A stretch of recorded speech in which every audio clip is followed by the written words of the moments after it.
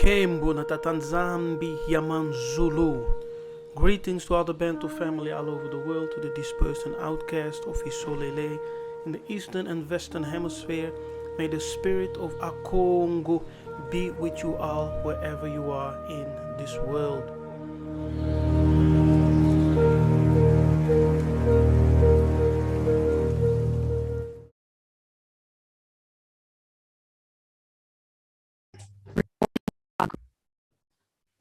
Kembo natatan Zambi Yaman Zulu. Welcome, Benabeto, to a new episode. I'm once again joined by our Nabi from South Africa, and I think we will have a wonderful conversation. And Nabi Jonathan will take the lead in this session. And as we go along, I hope that you all will be empowered and will learn powerful truths. Jonathan, how are you? Doing well. It's always a joy coming on your platform. As I always say, I call him the master teacher, and I tell you, my brothers and sisters, get to know people off YouTube or whatever, it's always a joy connecting with my Yaya.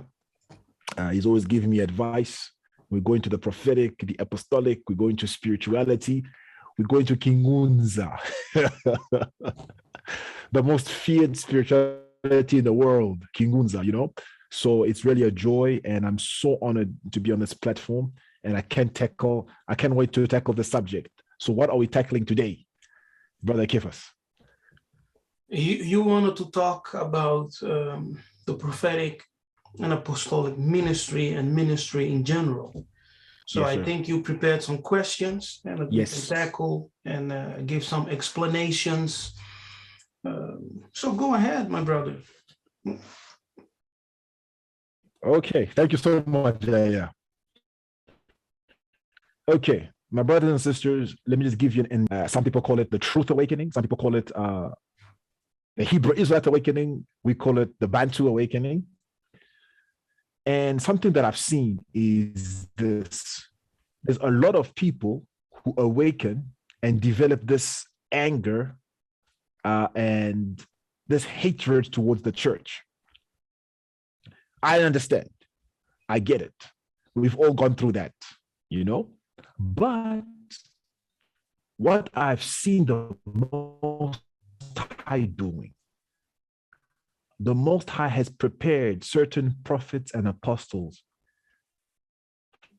from Christianity, and at the right time, he himself vision towards this Bantu awakening. And our brother Kefas is one of these people. And my brothers and sisters, I myself being in ministry, grew up in a Christian home, in a prophetic and apostolic home, making a transition to this Bantu truth is not easy. Number one, it says a lot about your character. Number two, the attacks on your life are going to increase. So I want to ask Brother Kefas to give us a little introduction as he was called in ministry. How did you do ministry? Because he's traveled, he's been to India, he's been to France, he's been to Belgium, all over the world. As a Christian minister, how was ministry before you came to the Bantu awakening? Yes, ministry, it's a blessing. It's a calling from Zulu. Yes. Mm-hmm. When you are truly called, ministry will always be a huge challenge. Yes, you will go through a lot of persecution, a lot of battles spiritually, but also with people who attack you. Now, I was called into ministry when I was very young. Yes. I still look very young, but he still is young anymore. He still is young. Yeah, I still look very young. Okay. I was 21 when I entered into full-time ministry, right? Wow. When I entered into full-time ministry, I was 21. I was ordained apostle. I gave my life as you can say, truly to Christ when I was 17 years old. I had my first supernatural encounter when I was 13. Yes. I was introduced into the spiritual world when I was 8. Yes. You see? Yes, sir. And so at 21, so you have 8, 13, 17, 21. Those are the how do you call that? The numbers in my life. Yes, sir. Spiritual numbers of significance in my life. So I ministered for almost 10 years as an apostle. I pioneered 2 churches in Amsterdam and in Harlem. Wow. And I traveled the world. Wait. This guy is too humble. Pioneering 2 churches in Holland. In Holland. And you do know Holland is a European country, very racist country. Yes. So you pioneered churches in a racist. I mean, that says a lot. Yeah. And we had also Dutch people coming to church. Eh? Wow. Listen to a black man. Yeah. Listen to a black man. Listen to a black man. And you know what? My Dutch is even better than most of them. Exactly. Yeah. Bantu people have the gift of tongues. Cannot believe how I speak Dutch. Yeah, Bantu people. Some people come to me and they ask me where you're from. I will say Angola, West Africa. And they will argue with me. Okay? And in the argument, they say, no way, because your Dutch is too superior for you to be from Angola. Exactly. Remember when Daniel and the 5 and his friends went to Babylon? He had 10 times the intelligence. He could even speak Chaldeans better than those people. That's our testimony as a bunch of people. We speak many tongues. That's amazing. Wow. So, and this was what people were saying. Dutch people, they are coming to church. Amazing. And amazing. Yes. So I ministered around Europe, in Africa, in Angola, in India, just here and there. Wait. You preached in Angola? Yes, in Luanda. You preached in Luanda? Yes. Wow. If you can preach in Africa, I clap for you. Yeah. I clap. Wow. Interesting. Yes. We ministered there and with my father, who is a pastor till today. Wow. Prophetic pastor. Yes. He has the grace of deliverance. They deliver people every week till now, Till now. Yeah. And I remember you once told me that you knew Kabundi Walesa. Yes. Wow. We know him. Walesa. Wow. Walesa. You know Kabundi Walesa? Yes, we know him. That if you want to know about the deliverance ministry, Kabundi Walesa. Yeah, we know Kabundi Walesa. We know him. My mother was in his church in Congo. Wow. She visited his church, so we know him. Wow. They have contact with some pastors in Congo and Angola. Wow, that's amazing, man. Yeah. That's amazing. Wow. So, and then what interests me is you also went to India. Please tell us a bit about ministering in India. I mean, how do you minister there? India. Wow. I want to go back to India even. I want to go back to India. Les démons. Huh? So let me tell you something. India is a great country. It's very big. The people are nice.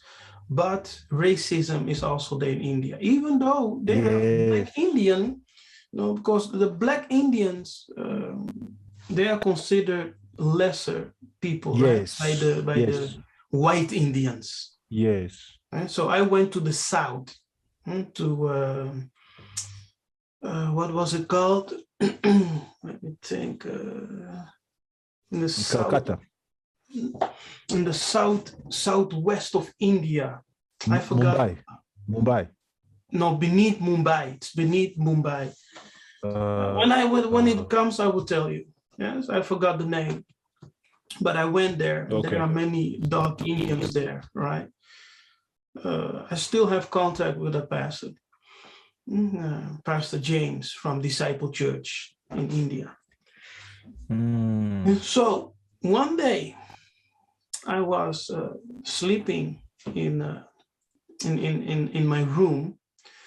Suddenly I felt this darkness coming over me, right? So I start praying, because knowing, because that day I visited all the temples, the Indian temples, I visited all the temples. So in that night, I had a visitation of darkness. So I start praying.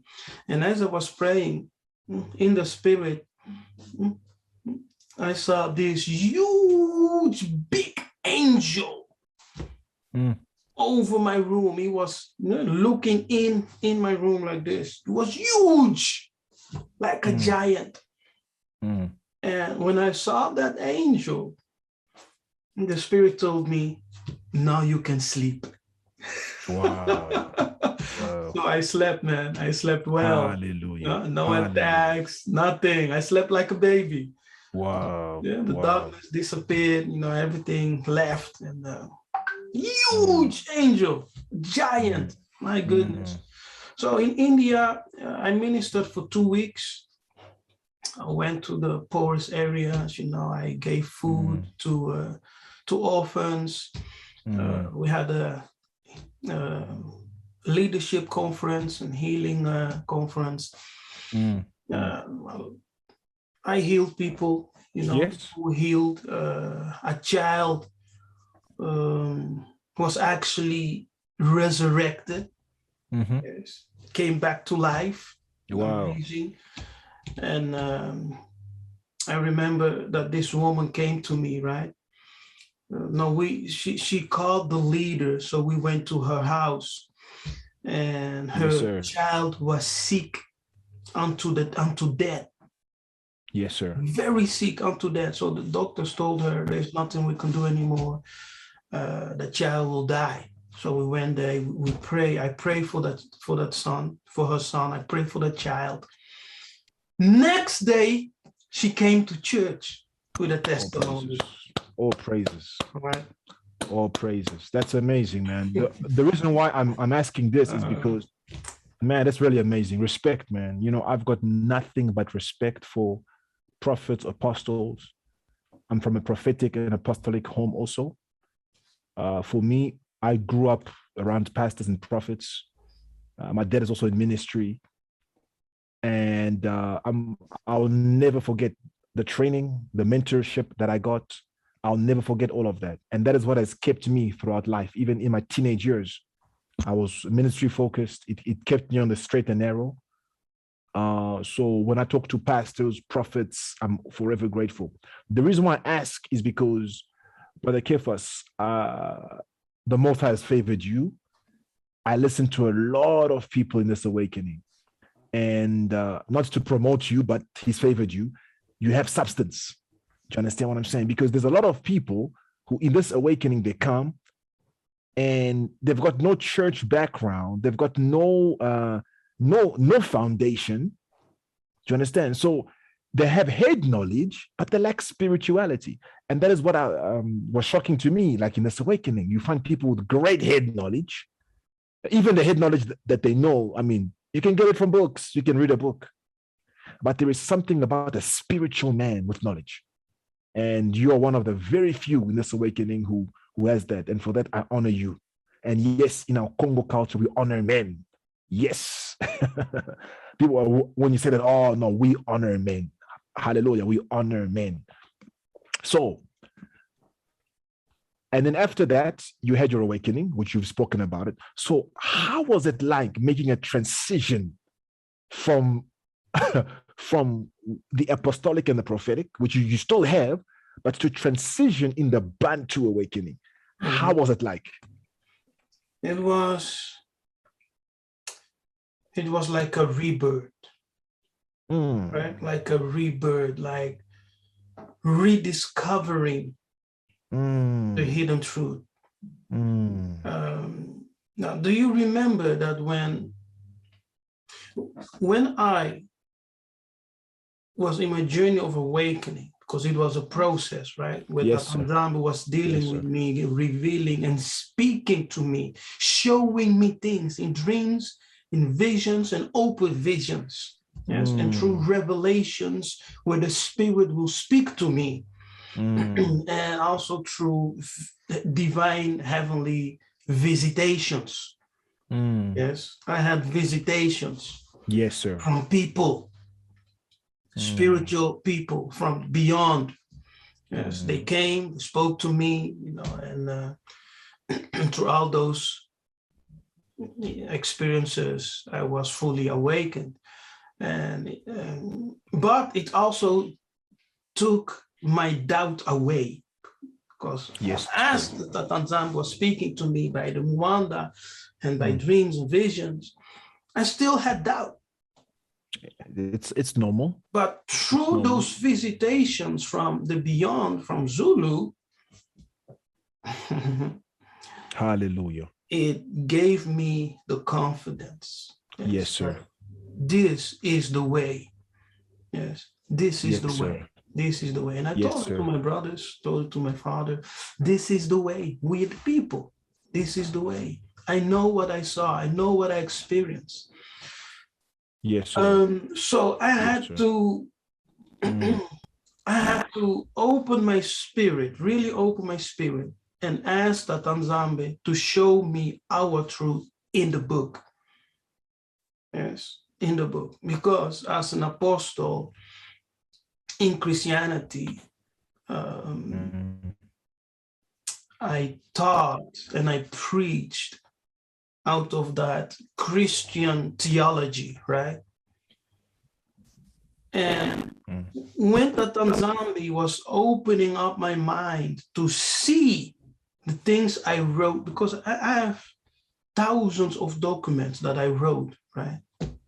Thousands, hundreds. I have a few hundreds of documents that I wrote. So just this morning, I was reading some of them. I was very amazed. Yes, sir. Because Tatanzambe is showing me, when I read those studies and, things that I wrote down, he's showing me, look, the Spirit has always been with you. Don't you see? Everything you wrote down there is Congo. Exactly. It's so amazing, my brother. Exactly. And it's so amazing. It's so amazing. It's so amazing. So amazing. Because I just want to add, don't you remember when we were young, those prophecies we got about Congo shall rise, Congo, all these things. My brother, we are living those prophecies. Yes. There was this prophet, several prophets. I remember they came to my father's house, and this prophet in particular, he came from France, right? And he was a Mundele guy. Mundele, my brother.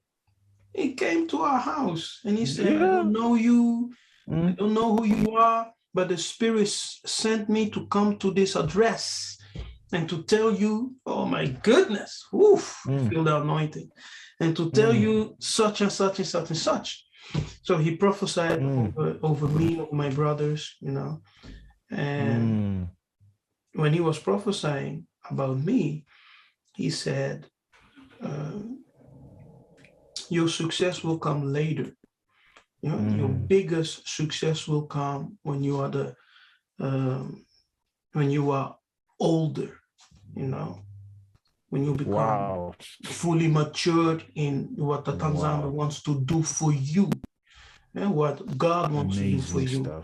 And so he will open up ways for you for Africa, and you will be known in Africa. You will travel to Africa. Hallelujah. I was like, what? Hallelujah. I have nothing to do in Africa, man.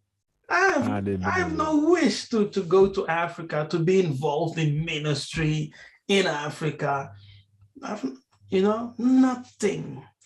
And from all of my brothers, I was the only one who got this prophecy. Wow. Your ministry will be focused on Africa. Wow. I never believed it, but today I'm living it. Yes. It's amazing. It's amazing. It's amazing. Your story is really, really amazing. In my case, I remember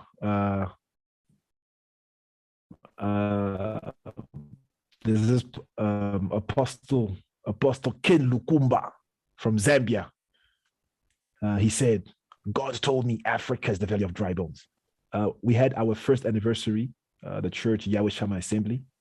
My pastor had invited all the pastors that he wanted to bring as guest speakers. And then that same night, my pastor had a dream and he saw this man. He didn't know who this man was. In the morning, my pastor forgot the dream and went into the house. And he saw this man that he saw in his dream. My pastor was like, wait a minute. So this man sees my pastor and comes to him and says, you saw me in a dream last night. And the spirit is telling me you must invite me to your church because I've got a message for you. Can you imagine that? So he invited him. And this pastor came to our church. To me, he was like a Maleki. He wore this Bantu attire. It was purple and gold. And he says, God told me Africa is the valley of dry bones. Ezekiel 37. That same prophet prayed for me. When he prayed for me, he told me, Congo. Yeah, Congo. To cut a long story short, the Most High put a love for me for Africa too. Even when I was in school or university, all my assignments were about African Renaissance, even the diaspora community. And then the Most High started showing me why I was born. Nabi Kefas. That is why we don't have time to answer critics. Hallelujah. There's no time. There's no time, my brother. I'm so. It's just by His sovereign grace, you know. It's by His sovereign grace, you know. Yes, you have to know who you are. You have to exactly. We know who you are. Yes. You know who you are. It's over. Now let's get to the meat. I don't answer my critics. Natan Zamba told me never to debate. Never to answer. Never to go into debates and heavy discussions. Yes, sir. He said, because you opened up a door for spiritual attacks. Hallelujah. So he said, don't do that. So I don't do it. Hallelujah. And, respect to you. Respect to you, Master. Respect to you. And, all right. Now. Go ahead. Okay, let's get to the meat of the day. As you're a prophetic voice, Nabi Kefas, don't you see the amount of pastors who are dying? So many pastors are dying. I heard about a Congolese pastor who he has been to 42 funerals of pastors in the Congo. 42. Here also, and of course, many pastors are dying. And I was asking myself, but why is this happening? The Spirit put in my heart and said, He's removing the old and there are new coming. And then I was thinking,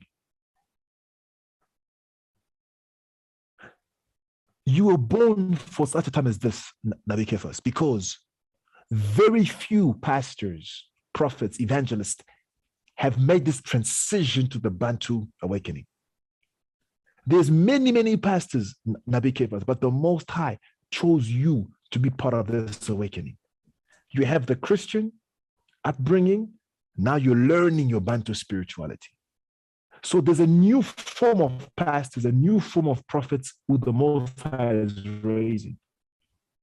Nabi Kefas, we live in a day today where the authenticity of the Bible is being questioned. We live in a day today where people are returning back to the African traditions, African spirituality. We live in a day where there's knowledge is increasing. The youth want proof, evidence. So the old pastors in the old order couldn't deal with this new crop of youth that are rising. I say all of this to say, you were chosen for such a time as this. how can you reach a generation of people who we know the Bible isn't the full truth? People even question the existence of Christ. We live in a day where people are into different sciences. People are leaving the church. People are frustrated about the church. So how can you convince a young generation to minister to this generation? How will you be able to do it, Nabi Kefas? Yes, it starts with your calling. Yes, it starts with your calling, because you are called for a people. Yes, everyone is called for a people. With everyone, I mean those who are elected. Yes, sir. Not everyone is called to be a leader of people. Yes, sir. When you read the book of Jeremiah 1, verse 5, it tells you, in your mother's womb, before you were in your mother's womb, I knew thee. Wow. And I appointed you, I ordained you to be a prophet and Nabi for the nation. Yes. Now, that tells you that your anointing, let me say, you being appointed or anointed, did not start when you were born or even conceived, but it started in the spiritual realm. You stood before the judges and the great ancestors. You stood before them, the judges. Someone asked, what do you mean, the judges? When you go to the book of Daniel 7, verse 9, it tells you that thrones were erected. Wow. Yes, thrones. And one, the Ancient of Days, sat on the highest elevated throne, but around them are thrones. Wow. You go to the book of Revelation 4, once again, you see thrones. And this time they tell you that there are 24 thrones that surround him. Now, those are the judges. Wow. Yes. Yes, sir. Those are the judges. They speak to you. All right. And you being selected a leader, you being selected a prophet or a king, it starts there. So as you are coming down, you are coming with that mission already with you. You are already coming with that spiritual, backpack, right? Full with your mission, full with your blessings. And in the womb, Tatanzambe forms your blood, he forms your body, and then you are birthed into the physical world to perform everything that you agreed with in Semu Congo, the spiritual world. Wow. Yeah. It starts there. Well, you must know who you are. Yes. And the spirit, as you grow, as you mature, will gradually begin to reveal to you those things. That's a very good answer. Yes. So I will clap for that. That's man, I can listen to Kefas all day, my brothers and sisters. That's wow, man. Wow. Now let me ask you this. Let me paint a scenario to you. With all the knowledge that you know, they invite you to 2 conferences, and they divide the conference into white pastors and black pastors. And they say, Nabi Kefas, you're going to speak to this group of pastors. What would you tell white pastors? You're in a conference scenario number 1. What would you tell white pastors about the Bantu people and how they should run ministry today? I will tell the white pastors and the black pastors the same thing, because the truth is the truth. It doesn't matter if you're white or black. Interesting. The truth is the truth. So ministry, how ministry is run today, is fully based on Europe theology, the European theology, the European gospel. That's how I call it now. So when you want to become a pastor, you go to the school of theology. And those school of theology are run by Mundele Kadiampemba. Yes. So you as a black man, the gospel that you are teaching, that theology comes from Mundele Kadiampemba theology schools. Wow. And it doesn't matter in which denomination you are. They all come from them. But the foundation of the book is African. You see that? And that is something that people must learn and must be taught. Yes, to forget the Mundele Kadiampemba doctrine, theology, and to start learning and rediscover the African roots, or let me say the Bantu truth of it. The Bantu truth. That is amazing. The reason why I asked is because, you know, Nabi Kefas, if you look at behind there, he's a researcher, he's a reader, he's really somebody who invests. And I love to talk to him because I can relate to a lot of the things that he says. Nabi Kefas, you read the book God's Generals. My favorite one is part one. You know, yeah, it's there. Yeah, it's one of the greatest books I've ever read. But I read that book and I was sad, Nabi Kefas. I was sad. Years ago, I read the book. There was one black man out of all the people. Pastor Robert Slyden spoke about William Branham, Smith Wigglesworth, Catherine Kuhlman. I was even going to say Kim Kardashian. Oh my goodness. Catherine Kuhlman, Jack Cole, Jonathan Edwards, Oral Roberts, Kenneth Hagin, all these people. Yes. One black man, William Seymour. And they don't even write much about him. No. They don't even write much about him. I read that book, my brother. I was sad. I was very sad. You know why? Because I was, where are the black people? Where are the black people? And Nabi Kefas, you want to tell me that Robert Lyon has never heard about Kimbangu? You want to tell me Robert Lyon has never heard about Simao Toko?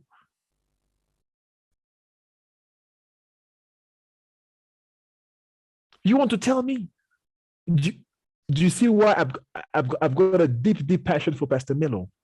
Is because people don't understand that he's the only black pastor who I know who's writing about our history, per se. I read God's Generals. They were all white. Nabi Kefas. So I used to ask God, we don't have black prophets. We don't write our own history, Nabi Kefas. We have to rewrite our own history. What can you say about that? Yeah, it's the truth, but we have to know and realize that the so-called gospel or Christianity is the religion of Rome. Yes, and when we say Rome, Rome is of course Europe.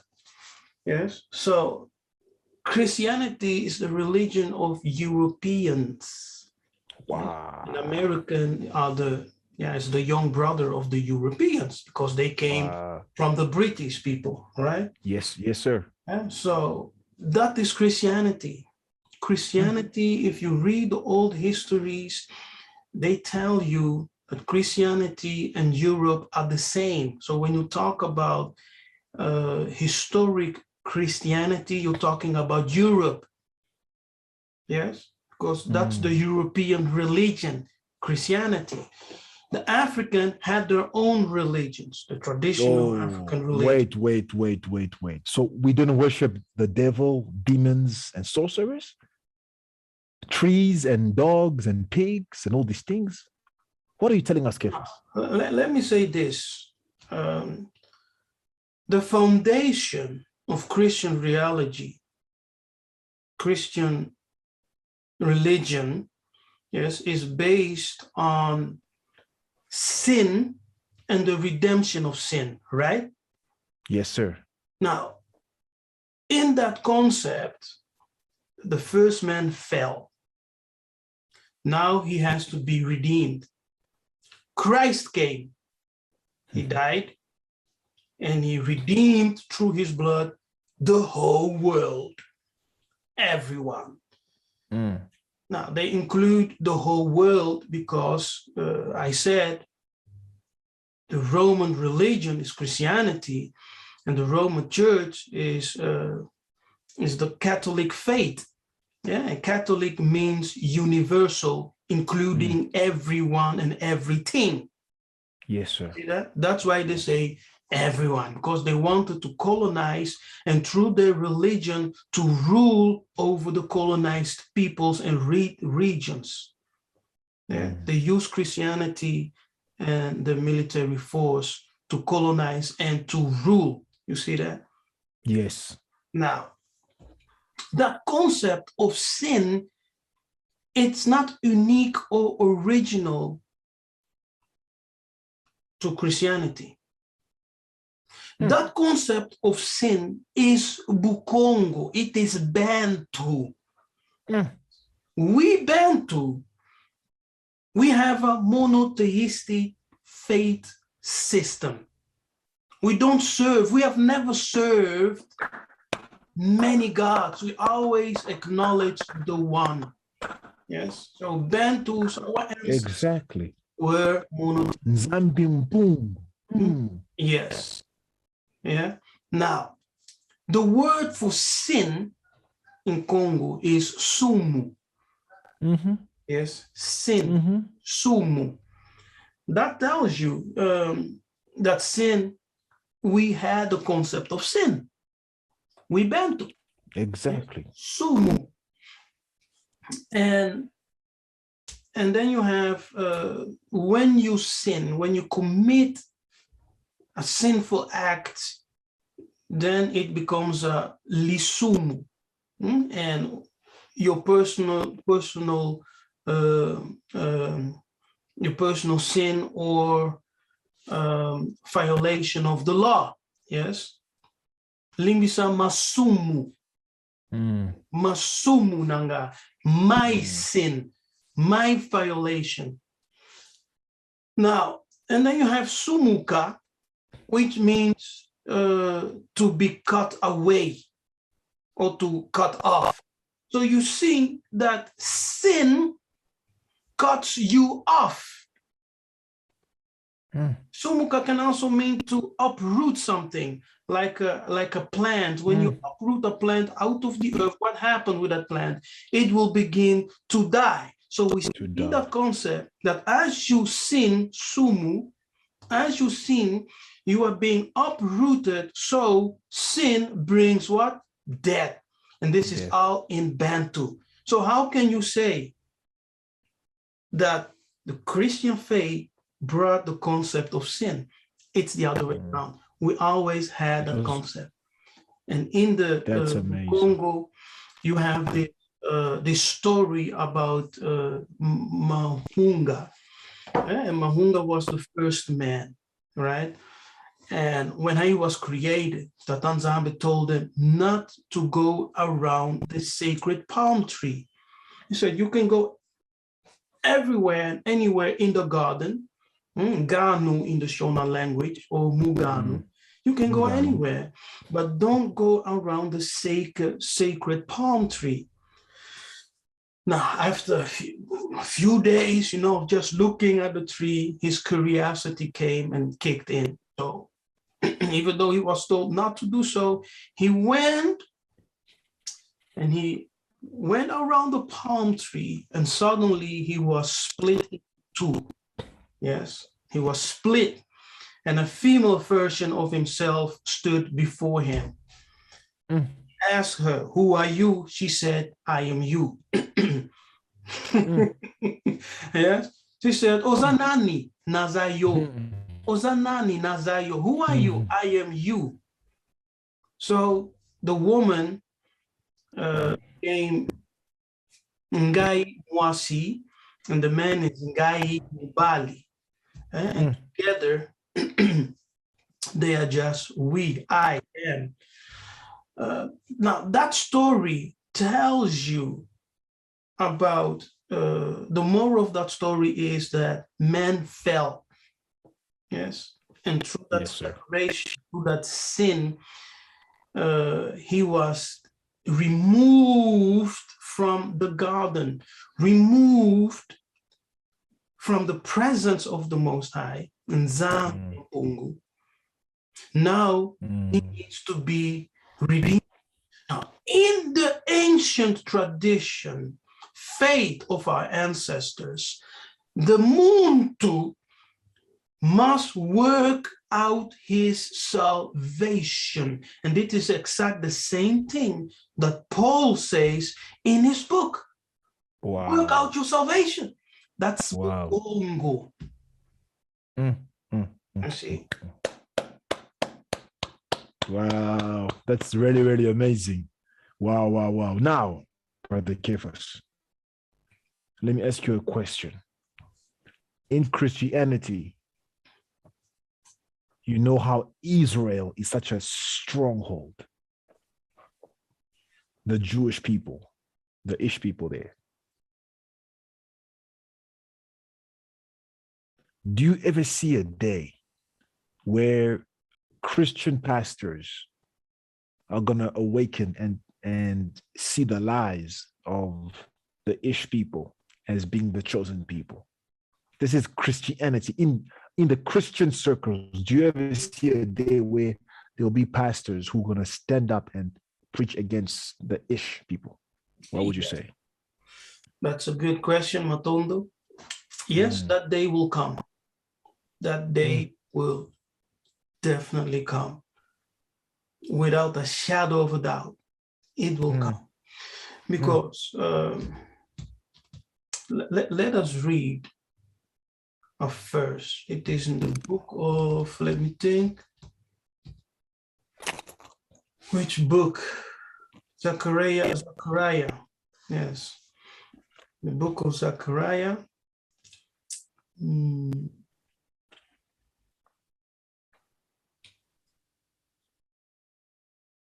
8:13. Yes, you can read. Okay.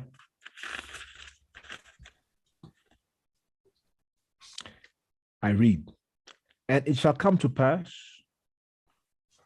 that just as you were a curse among the nations, O house of Yaoundé, house of Yisolele, so I will save you, and you will be a blessing.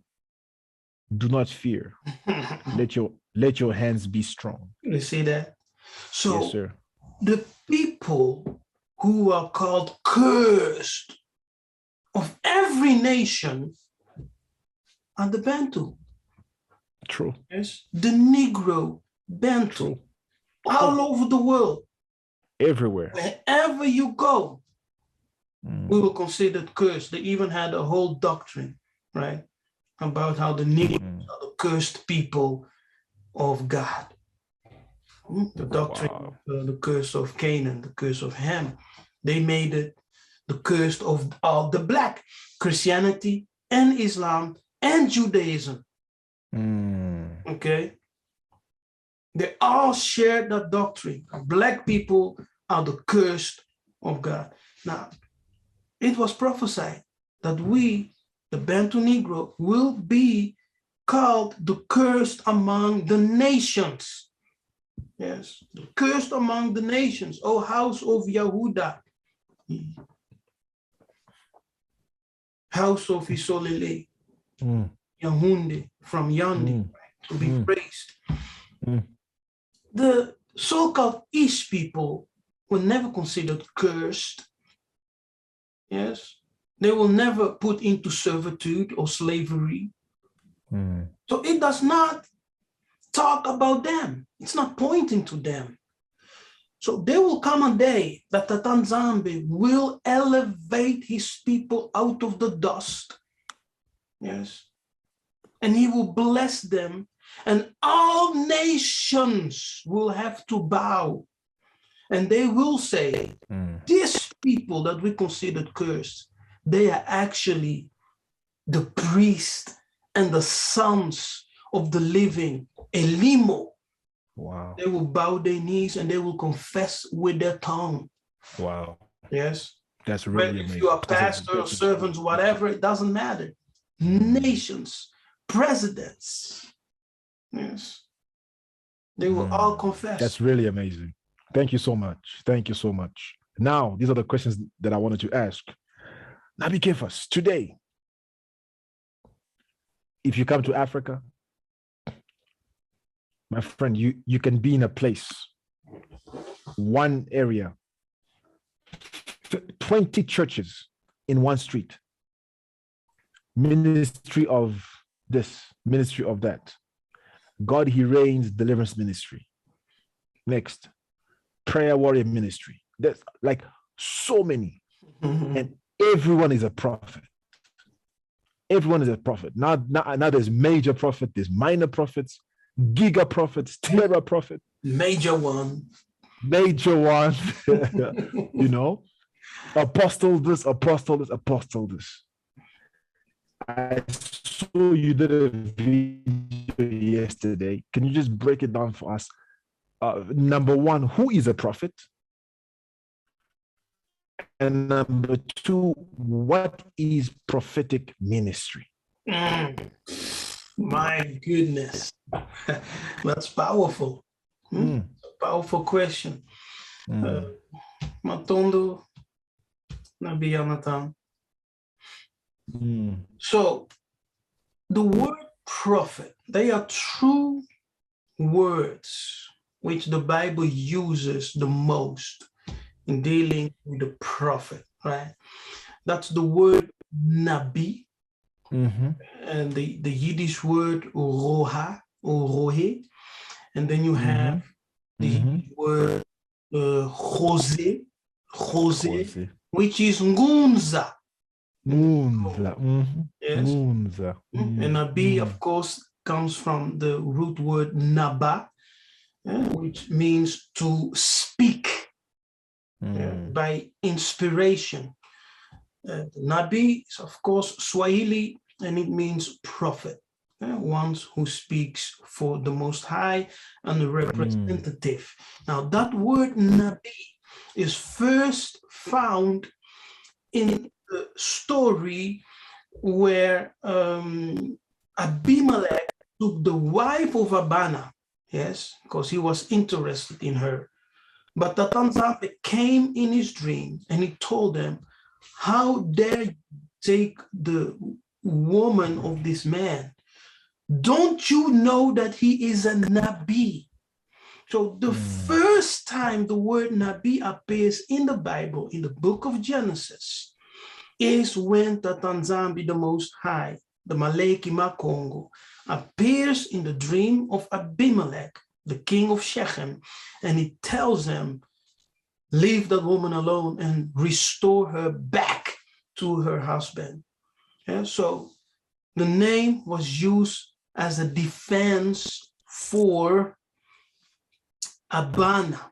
So we see right there that when you are called to be a prophet, you don't have to elevate yourself to confess and to tell the whole world, I'm a prophet, I'm a Nabi, I'm such and such. No, Natan Zambi will bear witness of you. That's powerful. He will bear witness of you. Do you read in the book of John that when Yiseka'yah was teaching, suddenly he said, Heavenly Father, glorify your name. And a voice was heard, right? A voice was heard in the thunder. And that voice said, this is my son. Yes, sir. My beloved. Now, that voice came as a thunder. And different people had different interpretations because they heard different things. Some said, we heard a thunder. Others said, the Most High spoke to him. Others said, an angel spoke. You see that?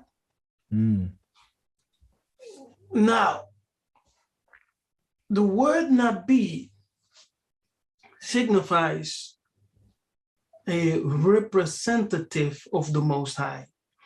And a representative of the Most High is also called Maleki. Maleki. Yeah, which comes from the word malach in Hebrew, which means angel.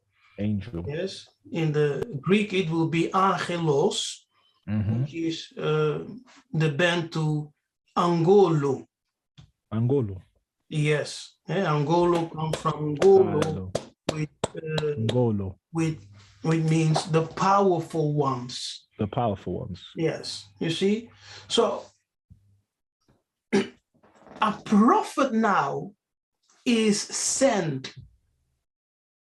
Yes, that's the foundation of a prophet. He is a sent one. He is a sent one.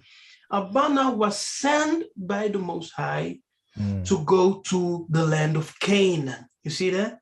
Yes, sir. Joseph, he was sent to Egypt. Because when his brothers came to him, he said, Tatanzambe sent me before you so that I could prepare a place.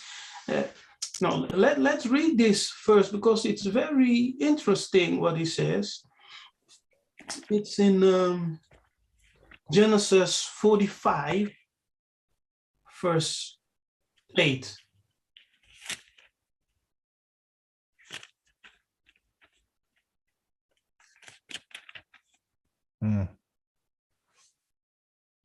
So now it was not you who sent me here,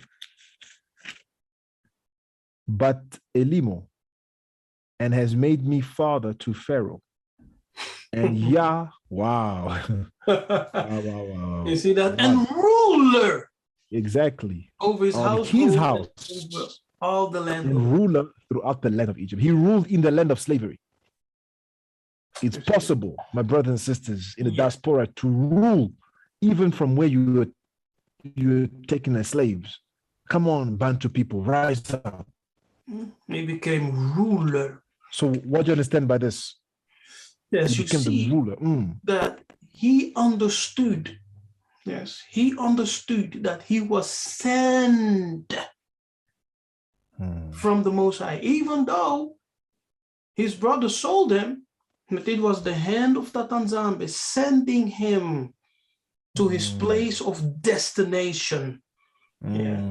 So the definition of a prophet, it's not only someone who speaks on behalf of the Most High, but he is a representative of the Most High, and he is a sent one.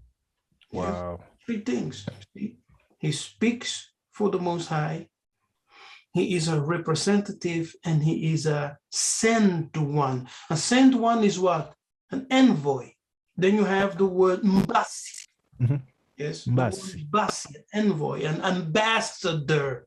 So as an ambassador, he bears the name of the Most High. Because when he comes, he speaks in the name. He acts in the name. He judges in the name. So he bears the name of the Most High. Therefore, he's operating under the divine power and authority. Right? And he's also responsible for the reputation of that name. Wow. Do you remember when Massa was sent back to Kemet? He was sent. He said, now go, I send you to deliver the people and to tell Pharaoh, the great house, let my people go. Right? Now, as he was sent, what happened? As he came there, Tatanzambe told him, I will make my name of a great reputation. You see that? So through the ministry of Massa, Tatanzambe made his name a great reputation. See, so a prophet, a Nabi, Ngunza bears the name, and he is responsible for the good reputation. Remember, in the book of Ecclesiastes, the book tells you that a good reputation, yes, a good name, is better than gold and silver. Yes, sir. It's directly connected with the Most High. Therefore, it is written, do not use the name of the Tanzambe in vain. You see, because we are the bearers, the carriers of the name. Yes, sir.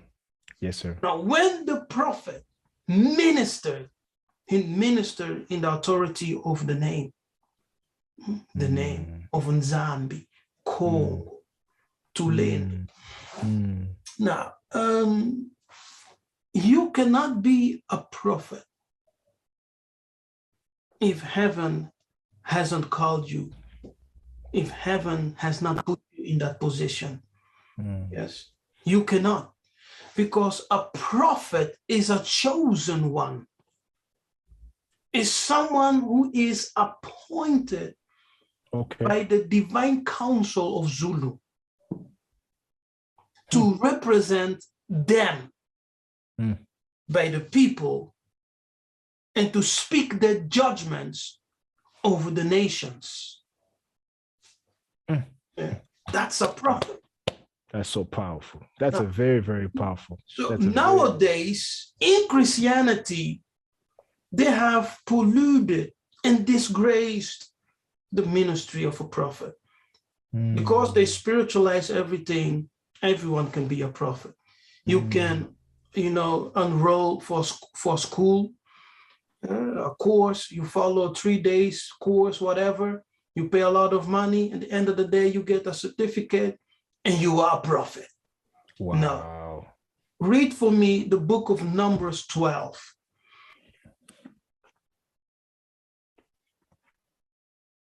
And then you can read verse 6. Then he said, hear my words. If there is a prophet among you, I, Tatan Zambi, make myself known to him in a vision. I speak to him in a dream. Exactly. You see? So if there is a prophet, if you are a prophet, when did you see Tatan Zambi? When did the Malekima Congo appear to you in a vision, in a dream, in the night? This is the qualifier here. See? Wow. This is the standard right here. Wow. If you haven't had any spiritual experience, a dream, a visitation, a vision, where you saw things, yes, where you received your calling, because your calling does not come by a prophetic word, someone prophesying over you, you are a prophet. No.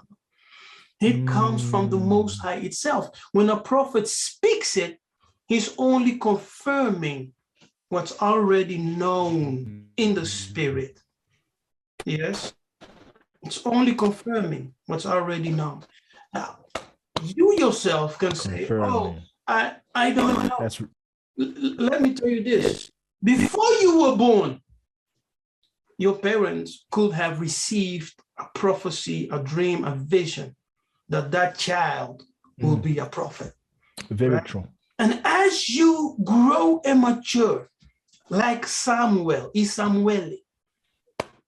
sleeping, he heard a voice calling him.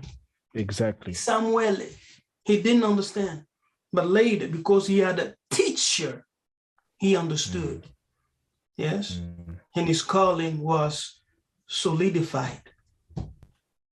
See that? So, you cannot be a prophet unless you had a spiritual experience, a visitation where the Most High, Maleki Makongo, appeared to you, spoke to you. It can be a dream, a vision, or The trance. Yes. But that's a really, really good answer. But Nabi Kefas, today, not only on the streets, but on YouTube, you hear people, I have a dream. I have a dream. It's like Martin Luther King is back or something. People have dreams every day. Yes. People see visions every day. Let me answer that. So, yeah. How can you discern? Because people have visions every day. You have visions. You wear white or blue, green. You wear nice colors. You prophesy every day. How can we discern? Yes, that's a good question. Matondo, Nabi, Natan. So let's go to the book of Jeremiah. Let's start with Jeremiah 14, verse 14 and 15. Okay. Jeremiah 14, 14, verse 14 and 15. Okay, I read. And Yakongo said to me, the prophets prophesy lies in my name. You see? Wow. Go ahead. I have not sent them, sent one prophet. Wow, as you said, commanded them, nor spoken to them. Okay, stop for a moment. You see? So you speak lies when you have not been sent.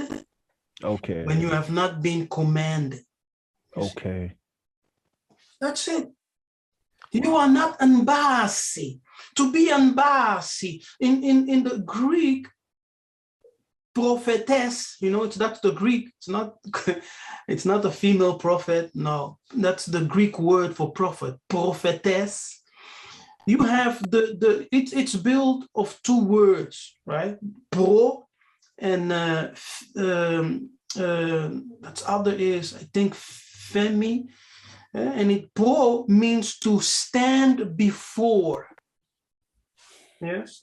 To stand before. And that other word, which is, I think, femi from the top of my head, means to speak. Yes. To speak or to, let me just say to speak. So before you can prophesy, you need to stand before the throne or before the king or before whoever gives you the word to speak. Because the word prophetess means one who speaks for another. Yes. So you are given the words to speak. Therefore, you must stand before so that you can receive the words and then you can go and deliver those words. You understand? So I will break it down later. But here it tells you, because you need to stand in the council. If you do not stand in the council of Zulu, heaven does not recognize you as a prophet. Yes. Wow. And I will break that down in the next verse that we will read. Okay, yeah. So you must be sent and you must be commanded. Wow. If you are not sent nor commanded, read on. This is powerful. Neither spoke I unto them. You see? Yes. Sometimes did not speak exactly. to you. Continue.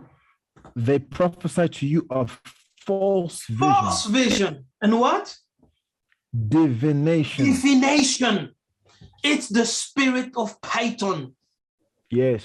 Yes. You see? Yes, sir. What they call prophecy in the most churches, those prophets, they are working with the spirit of divination. This is scary, Nabi Kefas. Yeah. It's not only on the streets. I see it on YouTube. People have visions. Like, I remember this was when I used to be in school. I climbed a taxi, so the taxi was full. There was this guy, a good father, nice man. He was preaching. For some reason, I sat next to him. So he started telling me, do you know Jesus and everything? I was like, yeah. So he was convinced that Jesus is coming back in 2012. I remember it was 2012. He gave the date, the 6th of June, 2012.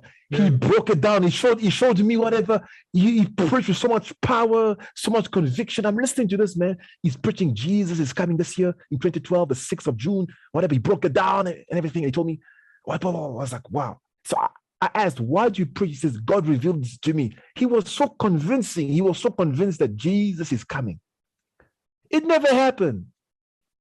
Yeah. People have said he's coming, this is coming, that. I remember this year, there was a huge controversy on YouTube about the 3 days of darkness. Brother, people gave dates, the 8th, the 9th of April. People were afraid. People were buying candles. Nabi Kefas. You know. Yes, it was really a message of fear. I remember that message. It was fear. Fear. Yes. So, and the people who pronounce that message go on like nothing happened. So like the Most High didn't bring the 3 days of darkness because the world repented.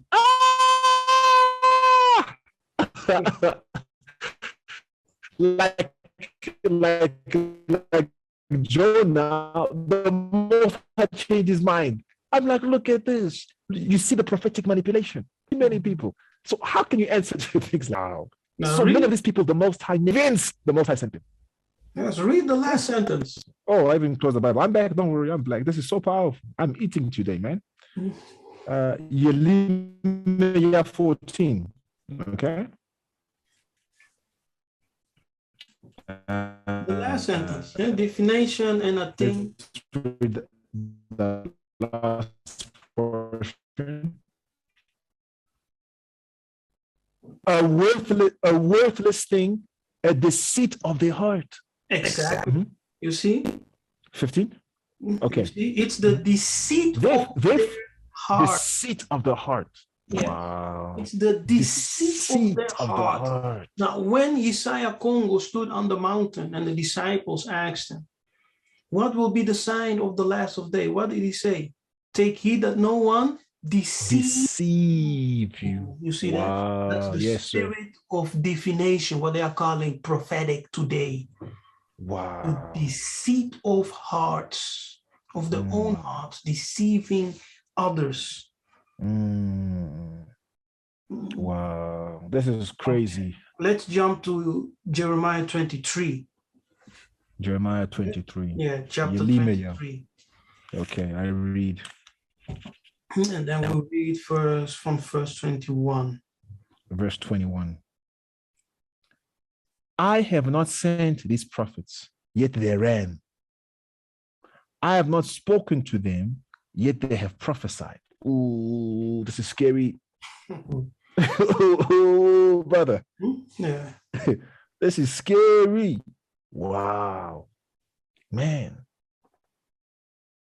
You see, so that word, I have not sent them, send, that word send, it's the Yiddish is shalach.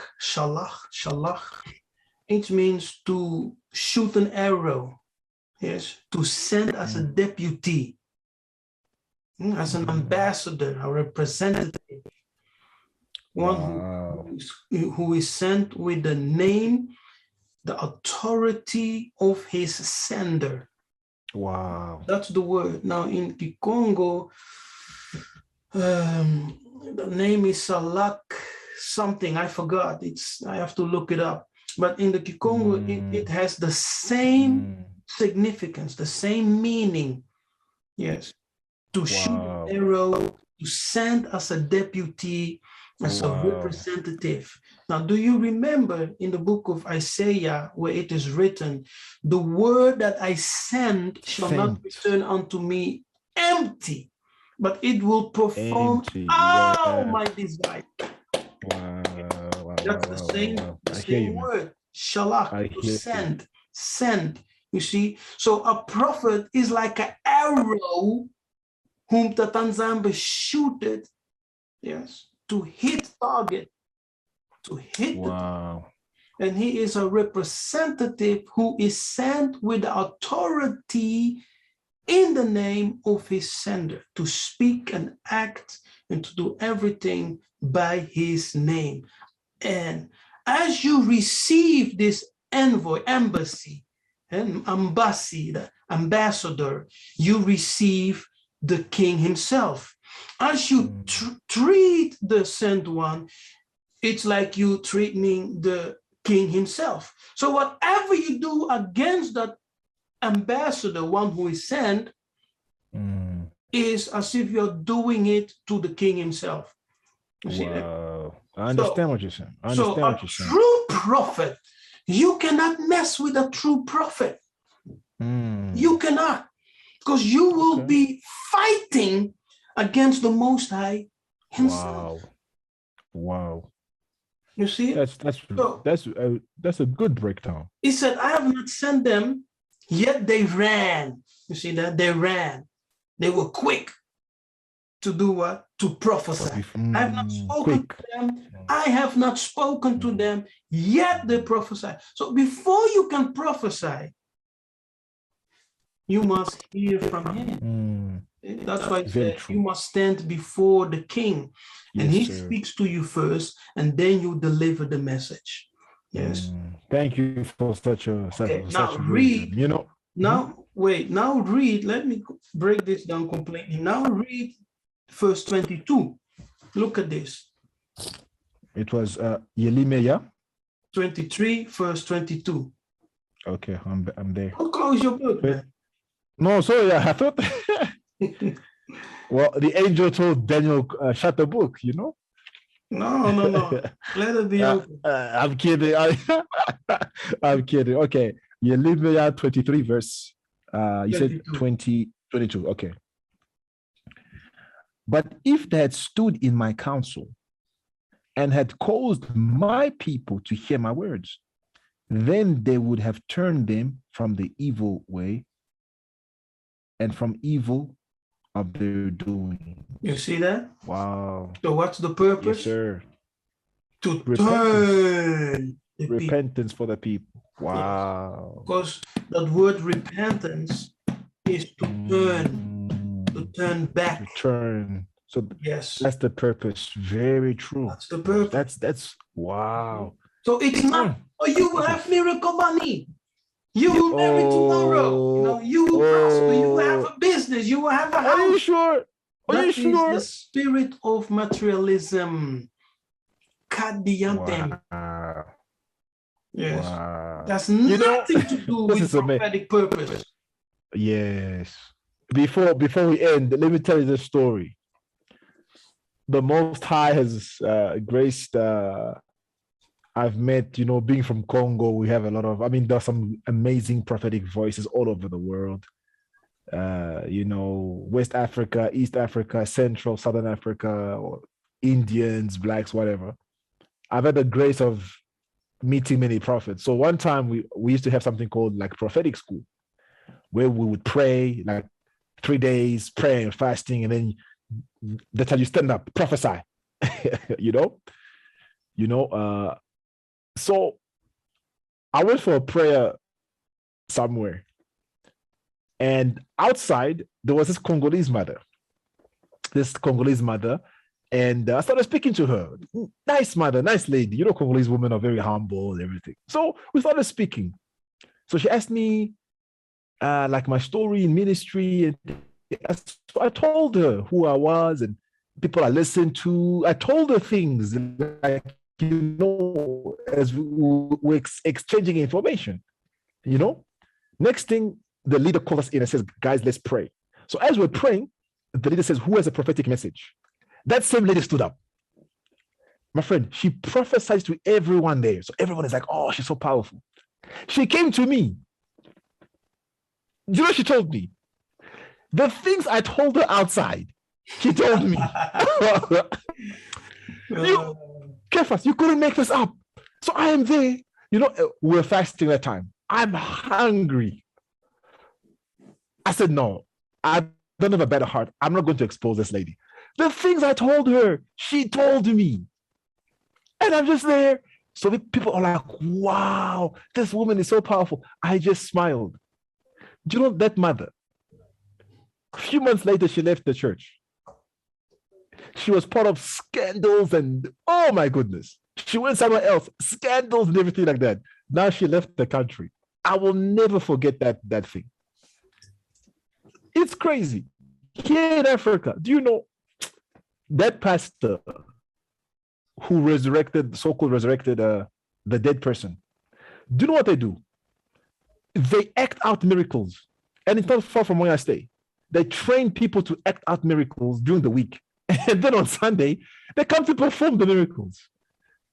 Ah, my brother, when you see such things, people don't believe in the prophetic anymore. People don't believe in these things. But my brothers and sisters, these things are real. They are true prophetic voices. There's a true gift of prophecy. There's a true word of knowledge.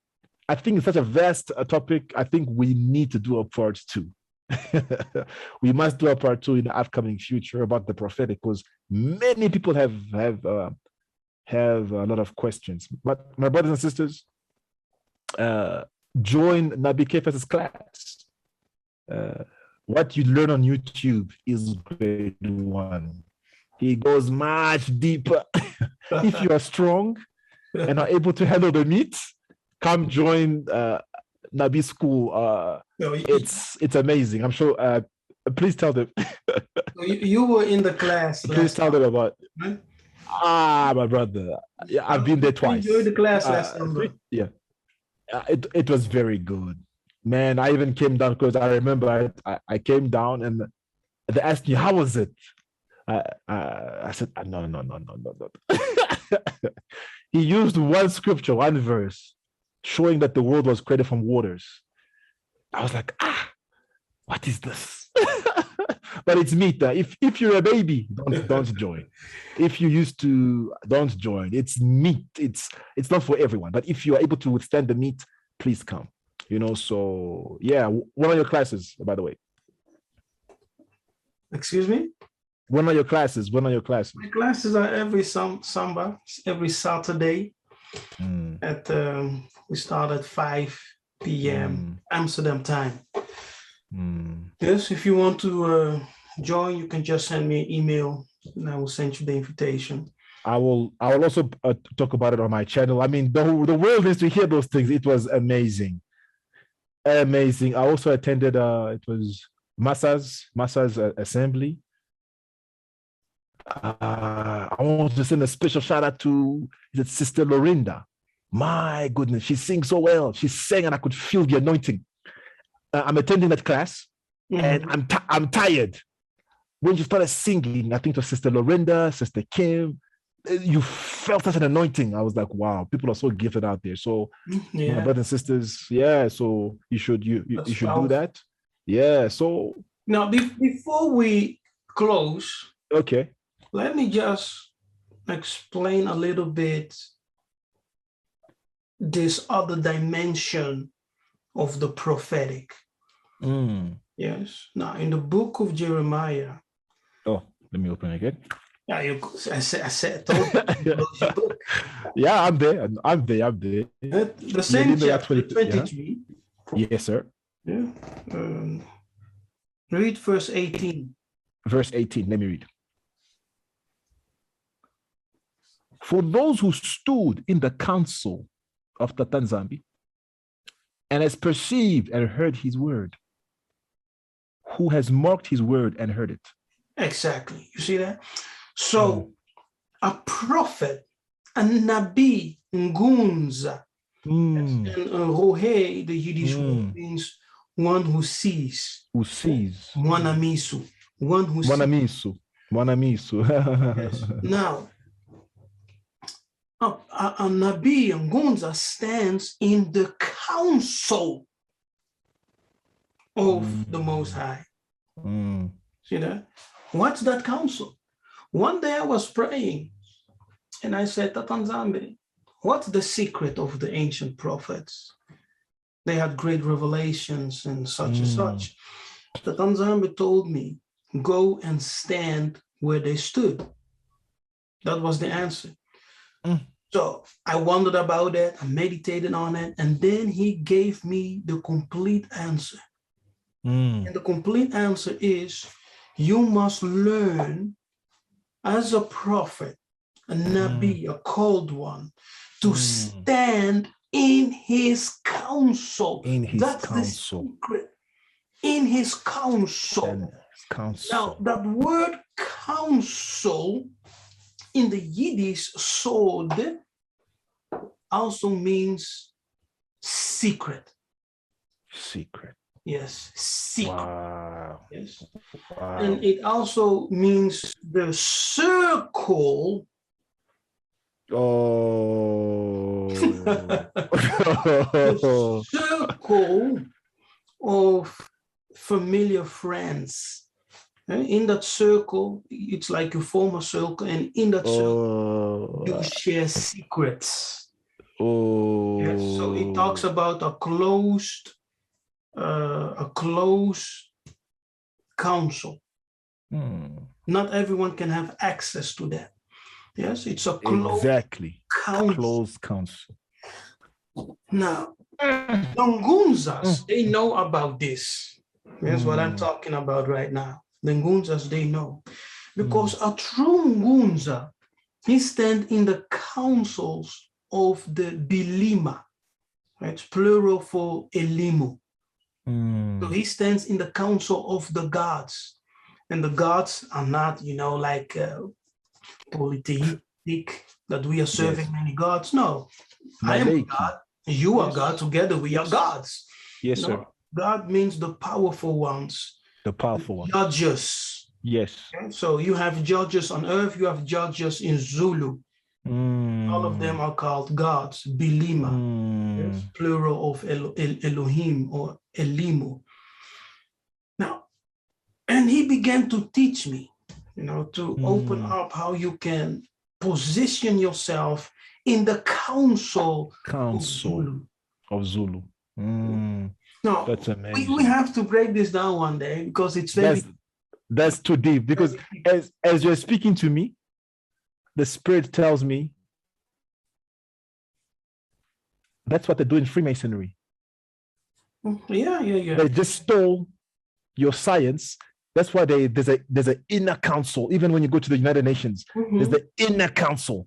Even when you go to the Democratic Party, Republican Party, there's the caucuses where only a few of them are there to make decisions. Do you guys see? Yes. Satan is not original. He copies the original. And the circle, Congolo. Congo, the circle. Congo. The circle of life. Yes. The cosmogram.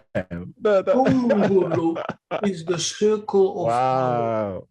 Congolo I think the circle of power. It is the divine space. Exactly. Heavenly power descends. Exactly. I think we have to stop here. It's too much. I can't handle this truth. We gotta do a part 2, my brother. We gotta do a part 2. My brothers and sisters, more videos are coming up. It's always a blessing.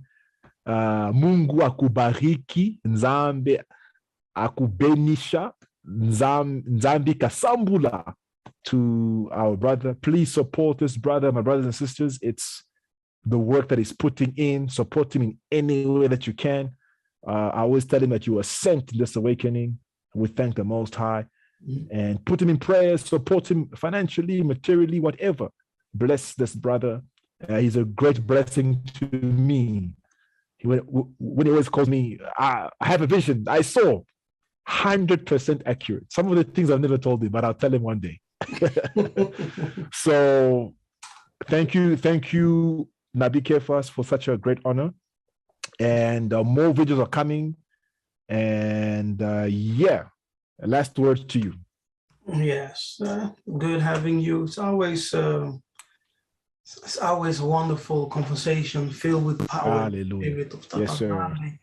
You can feel the synergy, the power, and the spirit flowing. My last word will be that we really need to re-educate ourselves. Yes, re-educate ourselves. So the biggest challenge that we have is to forget what we have learned and to learn anew. That's the biggest challenge that we have. Because the doctrine or the dogma or the theology of Christianity is not the teachings of our ancestors. They stole elements and fundamentals and they made it their own. Many of our brothers still in Christianity, they do not understand, nor do they want to acknowledge that Christianity is actually European religion. It has nothing to do with our African traditions. Very scary. African tradition is greater than the European religion. Why? Because everything that the European based their religion on, they took from our ancestors. Yes, sir. Yes, sir. You need to realize that. Very true. If our religion was so bad, our traditions were so bad, why did they took from our ancestors to build Christianity? Exactly. To form their doctrines. Why? We the Bantu, we are the people, and we are the origin of all spirituality. It all came from the Bantu. Exactly. Sumer, Egypt, Babylon, Rome, it was all influenced by our ancestors. Exactly. And could you please name the 3 pillars and then we end? Yes. So the Bukongo, our ancestors built the land, yes, the people, the nation upon 3 pillars. And those 3 pillars are the foundation of the spiritual and physical Congo. The spiritual Congo being Simu Congo, and the physical Congo being Congo Katiopa. Those are the scientific pillar, the politic pillar, and the spiritual pillar. Spiritual pillar. Ngunza, Nzinga, Panzu. Wow. Thank you so very much. And I was so blessed. I ate. I learned so much. And I hope you guys learned too. And stay strong and may Congo reign. May Congo reign. Ingeta. Ingeta.